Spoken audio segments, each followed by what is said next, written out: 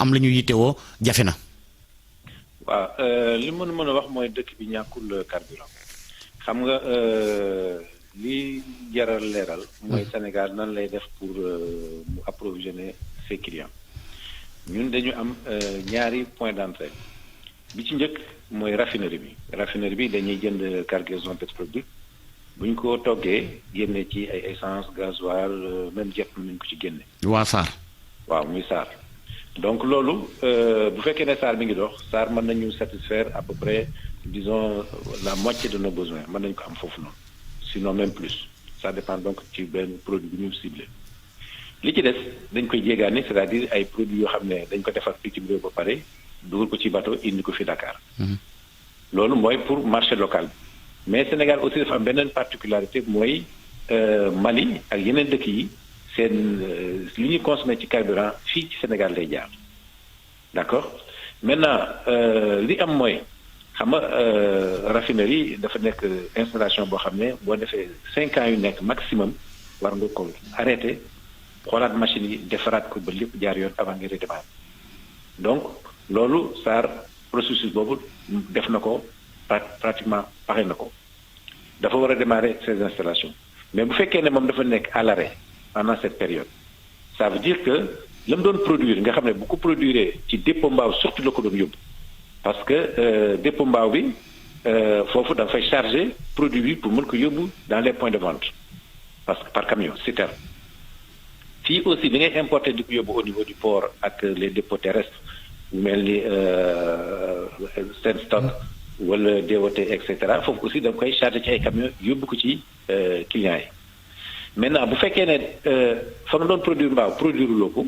ça veut dire que li nga soxla lépp ci pratiquement ci beneen côté nga ko jëlee mooy ci biir Dakar. mais sëñ bi Guèye bu fekkee ne pénurie amul lan moo am ndax Ndakaaru station yi amuñu carburant boo jógee Mbour dund naa ko jógee Mbour ba ci biir Ndakaaru benn station mënu laa jox gasoil. non li ci li mën a wax mooy c'est des contraintes logistiques moom laa loo expliqué c'est-à-dire produit fu mu nekk il faut que camions yi dem jëli ko foofu bu fekkee ne da nga amoon ñaari levier yoo xam ne da nga ko doon jëlee mbaaw mën ko jëlee fii et cetera en ce moment dana la permettre fluidité boo xam ne produit bu ñëwee ku ci nekk da nga mën a ravitailler ko correctement mais étant donné que production amul côté mbaaw ñëpp dañuy ñëw concentré au niveau de Dakar donc bu ñu ko jëlee au niveau de Dakar donc y a un rush y a beaucoup de camions qui sont là-bas ku ci nekk nga bëgg charger et dafay metti ce qui fait que à un certain moment day am ay contraintes yoo xam ne ku ci nekk produit bi nga soxla ak fa nga ko soxlaa du mën a nekk même si c'est Monsieur le directeur, lu ñu bëggoon xam mooy que qu'est-ce qui s'est passé pour que le Sénégal dem ba se faire surprendre comme ça tout d'un coup ñu ne à sec kérosène au niveau de AIBD, qu'est-ce qui s'est passé tout d'un coup? Bon, l'AIBD n'est pas à sec de kérosène, donc je pense que l'information aussi il faut rétablir la vérité. Qu'est-ce qui s'est passé au niveau de AIBD? AIBD, bi ñu defee situation le week-end, ils étaient à 3 jours d'autonomie. D'accord. Au niveau du dépôt de Senstock, il y avait également l'équivalent de 3 à 4 jours d'autonomie. Et réunion yi ñu def ak les gens qui gèrent AIBD et SNCAD ak les majors qui importent donc du kérosène, visibilité bi ñu amoon c'était jusqu'au 27 avril. Et ñoom cette inquiétude c'était même au-delà, c'est-à-dire que pour tout le mois d'avril, il n'y avait pas de problème particulier, mais fu nga xam ne amoon nañ fi un peu d'inquiétude, c'est par rapport au mois de mai. Donc lan moo ko expliquer. Pour le mois de mai, en fait, c'est une conjoncture internationale. Parce que pays européens bi ñu dindee seen mesures barrières yi par rapport disons ak Covid bi nit ñaa ngi commencé di voyager. muy premier élément. Deuxième élément, guerre en Ukraine bi am na ci aussi impact sur la disponibilité du produit, mais également sur les produits, sur les prix. Beneen élément bi mooy aussi raffinerie ñoom bu ñuy togg produit dañuy arbitrer en fonction marché bi li mu leen di offrir ci prix. Donc bu fekkee ne raffinerie dem nañ ba nga xam ne ñoom produit du jet arrangé wu leen, ils préfèrent produire gasoil désulfuré, mais dañuy def priorité sur gasoil désulfuré. Donc loolu moo indi tous ces facteurs conjugués moo indi tension bi nga xam ne am nañ ko. Monsieur le directeur, donc fu mu toll nii nous sommes mal partis parce que déjà nee nga SAR mi doon togg carburant bi c'est à l'arrêt depuis 4 mois en même temps ñu am cette conjoncture internationale. Non, SAR pare na. Donc, ils ont pris des engagements fermes pour démarrer avant la fin du mois. Donc, ça, il n'y a pas de souci. Et le may rappeler aussi, moi, SAR, normalement, sax bu jamono nekkee normal, SAR sax du produire jet. ñëpp dañ koy jéegaani. Mais bu ko situation bi exiger, SAR dafay produire jet. Donc, à ce niveau-là, d'ailleurs, même les autorités vont se réunir aujourd'hui encore avec tous les acteurs, y compris la SAR, pour que vraiment nous redémarrer rapidement la raffinerie et que l'approvisionnement continue correctement. Mais aussi un appel pour les gens qui importent du jet. C'est des clients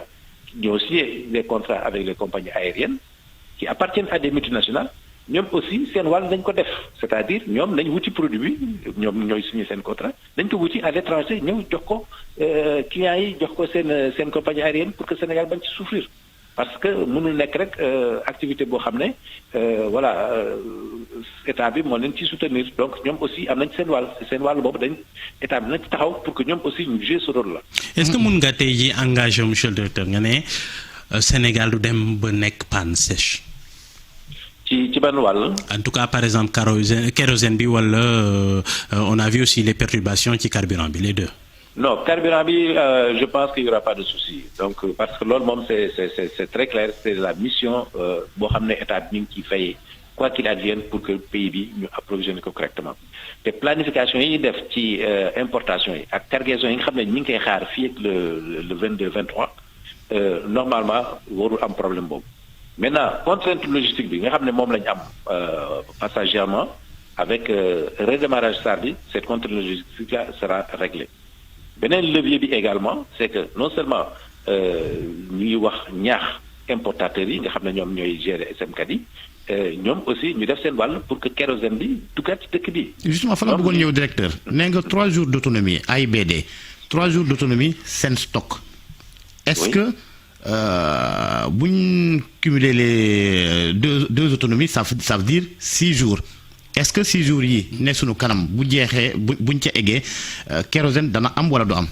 dana am parce que am na ay cargaison yu ñu gis yoo xam ne même suñu compagnie nationale bi Petrosen mi ngi koy lijjanti ak à partir mu war a jógee Île du Cap-Vert xam ne Île du Cap-Vert Dakar jege na. Donc boobu moom ñu ngi ci am nañ ci yaakaar ne dana ñëw balaa boobu. En même temps aussi opérateurs yi aussi ñu leen di wax ñoom aussi ñu def seen effort pour que vraiment engagement yi xam ne jëloon nañ ko parce que dañuy planifier 1 mois au moins en avance. ku ci nekk jox la autorisation pour nga importer. Donc obligation la ñoom aussi pour ñu respecter seen engagement pour importer produit yi. Maintenant beneen levier bi nga xam ne vraiment mooy permettre ñu stabiliser la situation définitivement mooy SAR redémarrer pour redémarrer vraiment coow dana jeex parce que contrainte logistique yi dootul am en ce moment et on pourra arbitrer en fonction du marché. Et de la disponibilité également des produits. Est-ce que cette crise-là, oui, monsieur le directeur, ragalu leen mu indil problème aéroport bi ndaxte nee ngeen il faut peut-être que compagnie yi sooraale carburant retour bi. Non, bon, en fait, même boobu, je pense qu'il y a quelque part un problème de communication qui s'est posé entre SMCAD et AIBD. ñoom dañu alerter ne leen fekkee ne produit dugaatul ci dëkk bi. Fii ba le 27 on risque d'avoir des difficultés malheureusement nag bon l'information bi ça a été mal interprété donc c'était simplement un message d'alerte mais ce qui est constant mooy personne ne va accepter que ñuy mettre le pays en rupture par rapport à un produit aussi sensible donc d'ailleurs même wax naa leen ne sama première intervention que tey amaa nañu réunion au niveau du ministère avec tous les acteurs pour que ñu xool nan nañuy régler situation bi le plus rapidement possible parce que lii mënul wéy. leneen moo di carburant bi nga xamante ne moom la Sénégalais yëpp di gën di jëfandikoo boobu sax la ñu subventionné ndax kérosène bi moom état bi subventionné wu ko lan mooy niveau stock bi. ban ci gasoil bi. gasoil ak pétrole bi nga xamante ne moom la Sénégalais yi di gën di jëfandikoo xam nga kérosène bi moom ñuy tukki la. waaw mais dafa ci am solo. bon bu dee ne par exemple lu mel ni essence bi situation bi ñu defoon amoon nañ ci au moins fukki fan. Autonomie ñu defoon le dimanche passé en plus de cela am na benn bateau boo xam ne mi ngi woon commencé woon décharger boo xam ne amoon na 18 500 tonnes de supercarburant boobu mooy premier élément bi ci gasoil bi aussi amoon nañ l'équivalent à peu près de 6 jours d'autonomie mooy le dimanche plus maintenant 84 000 tonnes boo xam ne ay bateaux yi ñu ngi doon au large di ñëw pour décharger 84 000 tonnes c'est pratiquement l'équivalent de 30 jours de consommation ça loolu nga xam ne vraiment c'était déjà acté et on a des garanties par rapport à cela maintenant bu fekkee ne ça redémarre nag ça nous soulage parce que bu dee ne essence bi ak gasoil bi SAR bu fonctionner danañu assurer au moins entre 60 et 70% de nos besoins parce que ñoom bi ñu defee seen arrêt bi ba pare dañ ci yokkaat unité yoo xam ne day permettre ñu yokkaat seen rendement seen production de l'ordre de 25 ou même voire 30%. Donc am nañu yaakaar ne produit yi nga xam ne moo intéressé Sénégalais à l'interne il n'y aura pas de souci à ce niveau-là. Mais est-ce que, monsieur le directeur, est-ce que malgré toutes les assurances, il n'y a pas malgré tout un problème de planification parce que Sénégal moo njëkk a yooxu ci crise bi peut-être dans la sous-région dégguma koo xamante ni nekk na dans ces situations. Ah si, dans la sous-région ñaa ngi ci situation yu métti dañuy peut-être yéen déggul écho yi et waxuma loolu sax mais am na dëkk yoo xam ne dañuy yokk prix à la pompe. D'accord, Sénégal yokkaguñu prix à la pompe. Ensuite dëkk yoo xam ne par exemple bon bugguma tudd yenn dëkk yi yoo xam ne dañu obligé parce que ñoom seen mode d'approvisionnement mooy def des appels d'offres internationaux dañu obligé accepter conditions yoo xam ne conditions yu métti pour dëkk bi pour seen trésorerie pour seen trésor. Ensuite am na si dëkk yoo xam ne ils sont perturbés yoo xam ne dañuy produire c'est je peux le dire c'est de grands producteurs de pétrole. yoo xam ne mais seen approvisionnement mais dafa jaxasoo parce que tout simplement ñoom peut-être ils n'ont pas planifié mais Sénégal c'est différent parce que même arrêt bi ñu koy def au niveau de la SAR dañu anticiper sur les importations d'ailleurs moo tax ba jusqu'à aujourd'hui voilà il y a peut-être quelques perturbations isolées sur certains points de vente mais globalement ñun li ñu intéressé mooy produit na nekk ci territoire bi li ci des nag mooy jumtukaay yoo xam ne war nañu ko utiliser pour mën a yóbbu produit bi au niveau des clients et là nag dafa laaj loo xam ne voilà mën na sooxee de temps en temps mais le plus important mooy produit bi mi ngi ci sur le marché national. C'est le plus important. ci wàllu woowu lan mooy rôle wala boog lan mooy responsabilité kër ya nga xamante ne ñooy jaay ak séddale carburant bi li tax ma laajte boobee laaj moo di lu jëm ci bouteille ji ñoon ngeen kër yi jaay bouteille yeeg jaay gaz bi ne xëccoo moo dox seen diggante yenn saa ñoom ñooy provoquer pénurie bi. waaw loolu am na solo xam nga dañu nekk mooy ce qu'on appelle le système de régulation. Sénégal dañu am particularité mooy depuis bi ñu amee suñuy bi ñu commencé activité ba léegi pratiquement lu ñuy def dañ koy càmbar dañ koy waxtaane suñu biir d'accord donc même li ñuy planifier importation yi dañuy toog ne SAR lan ngay produire mu ne li laay produire la mën a produire demande bi ñaata la ñu ne demande bi nii la léegi nag ñu waxtaan seen biir ñoom entre acteurs nga xam ne dañuy importer ñoom ñooy distribuer ñoom ñooy stocker ne leen ku ci nekk lan nga ci mën a def donc dañ ko mës a waxtaane donc mais ci affaire gaz butane bi pour revenir ci affaire gaz butane bi logique boobu aussi lañ mës a kii donc lu ñuy état bi def mooy yow en tant que client boo amee sa bouteille gaz war nga mën a dem ci boutique bi nga mu jënd gaz ba fa nekk parce que ay 5 compagnies ñooy jaay gaz mais donc interchangeabilité c'est-à-dire la wax ne la bon boo amul bouteille loobu doo mën a jël bouteille yu par exemple nga baal ma ci publicité bi bouteille yu Touba Gaz donc loolu état bi daf ko arrêté ñoom ñu d'accord ci ñu signé seen protocole d'accord mais loolu bu ñu ko defee ku ci nekk da nga ci war a addu mais bu fekkee ne dem nañ ba nga xam ne nag loolu nag am na acteurs yoo xam ne ñëw nañ ne loolu arrangé wu leen donc li nga xam ne war nañ def ci mécanisme interchangeabilité dañ ko war a changer loolu du sotti loolu moo indoon perturbation bi état bi nag daal di tëgg loxoom ci table ne leen lii mu ko nangu parce que yéen a ko accepté dañ ci waxtaane dañ ci juboo client bi warul souffrir ci yéen bu ngeen amee. mais ci lii est-ce que ñoom am nañ ci responsabilité. ban ci. gasoil beeg pétrole bi essence bi plutôt. mais si am na dañ ci am responsabilité c'est tout à fait normal parce que comme je dis ñoom ñooy jéggaani état bi lu muy def mooy juste xam nga état bi à part peut-être actifs yi mu am au niveau de la SAR état bi du produire d'accord il y a Petrosen peut-être boo xam ne day importer mais ñoom activité ñoom ñoo koy def donc ñi def activité bu fekkee ne affaire bi sooxe na c'est responsabilité c'est engagé. mais yombul trop chaque fois ngeen di décharger wu ci compagnie yeeg lu ni mel yéen itam war ngeen di prévoir situation yu mel nii. mais dañ koy prévoir moom laa lay wax c'est-à-dire xam nga y a des réunions que l'on tient chaque semaine benn bi c'est pour xool nan la ñuy répartir stock bi ci des tous les 15 jours dañuy xool nan la ñuy planifier suñu approvisionnement bu ci amee ay contraintes nan lañ koy régler ñoom bu ñu soxlaa xaalis par exemple que état bu lay yooyu xaalis nan lañ koy fayee bu laajee ci yenn diligence nan lañ ko régler bu laajee douane ñu wax ak douane ak ñoom pour que ñu aider leen ci yenn actes yi ñu def ko donc loolu ñu ngi koy dox. maintenant nag acteur bu ci nekk nag ak sa responsabilité. boo nee man damay jël responsabilité pour importer ñu jox la autorisation nga importer mais yow aussi da nga ko war a doxal. Monsieur le directeur je reviens ci bonbonne de gaz yi yaa ngi doon wax sànq affaire interchangeabilité bi est-ce que loolu boo gisee ñenn ñi defar en tout cas gaz yi est-ce que boo gisee peut-être ñu bañ a loolu peut-être remettre en cause est-ce que du problème de sécurité peut-être nu ñuy jëlee bonbonne de gaz yi des fois di nga gis nu ñu koy yàqee peut-être tu ne écoute man sama bonbonne de gaz melul nii moo tax j'ai pas envie ma jël beneen bonbonne de gaz. xott bi en tout cas. est-ce que loolu bokku ci. xam nga ku nekk sa bonbonne de gaz dañ ko identifier clairement par une couleur ak marque donc yow boo demee boo ramassé bonbonne de gaz boo xam ne moom loo kaka moom da nga koy wax ne man sama stock yow am nga fii stock de temps moom moo am responsabilité ñëw jël ko ci yow déconsigner ko ci yow éprouver ko nettoyer ko conditionner ko rempliraat ko dugalaat ko ci marché bi donc amoo droit. yow bonbonne de gaz boo xam ne moomuloo ko nga remplir ko amoo ci droit d'accord donc loolu moo tax nag lu ñu leen di wax mooy il faut que gaz bi soit disponible chez les clients ñoom ñu ci bañ ci sonn mais la responsabilité bi nga xam ne moo remplissage bi ak sécurité bi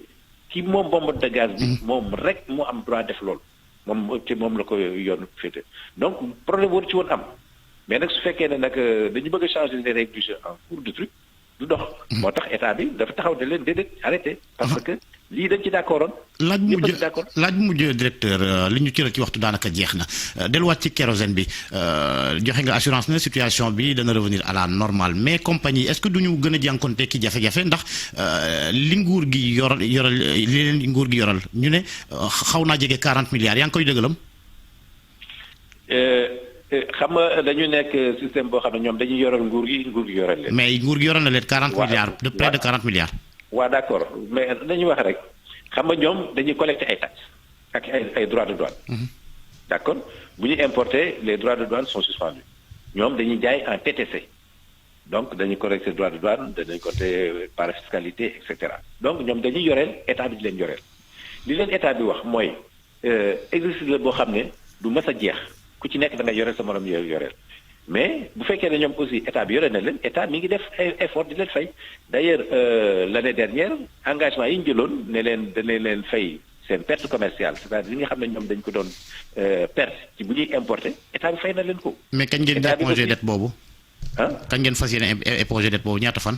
wala ñaata semaine. bon en fait kooku ministère des finances moo ci mën a addu. donc mi ngi liggéey ak ñoom ci dossier boobu noonu. pour que li mu leen yoreel mu fay leen ko mais da ngay li ñu mën a xam mooy. jërëjëf du mës a jeex voilà loolu la daal.